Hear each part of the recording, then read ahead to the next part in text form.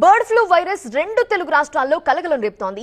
ఏపీలో లక్షల కోళ్లు మృత్యువాత పడ్డాయి. తెలంగాణలో వైరస్ వ్యాప్తి లేకపోయినా ఆ ఎఫెక్ట్ మాత్రం చికెన్ విక్రయాలపై ఖచ్చితంగా పడింది అని చెప్పాలి.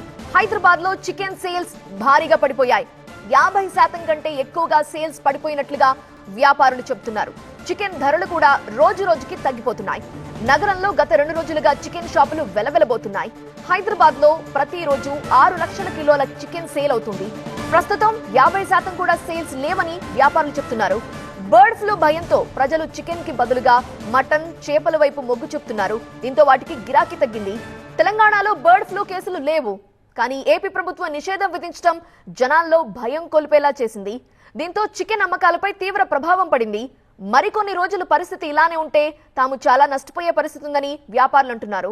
మేము మా పిల్లలతో సంతోషంగా ఉంటున్నాం అంటే దానికి కారణం Neo Fresh Touch floor cleaner. Neo Fresh Touch floor cleaner క్రిముల బారి నుంచి మనల్ని రక్షిస్తుంది మరియు మంచి సువాసన కూడా ఇస్తుంది. అయితే మీరు కూడా మీ కుటుంబంతో సంతోషంగా గడపాలనుకుంటున్నారా? అయితే వాడండి neo Fresh Touch floor cleaner. Bird flu virus రెండు తెలుగు రాష్ట్రాల్లో కలకలం రేపుతోంది.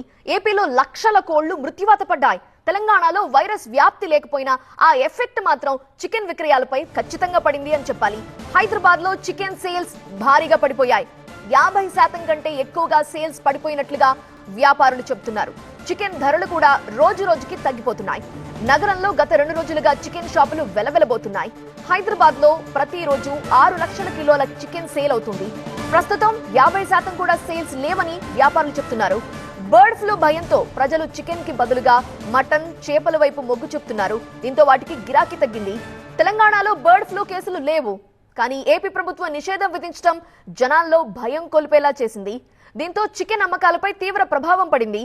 మరికొన్ని రోజులు పరిస్థితి ఇలానే ఉంటే తాము చాలా నష్టపోయే పరిస్థితి ఉందని వ్యాపారులు అంటున్నారు.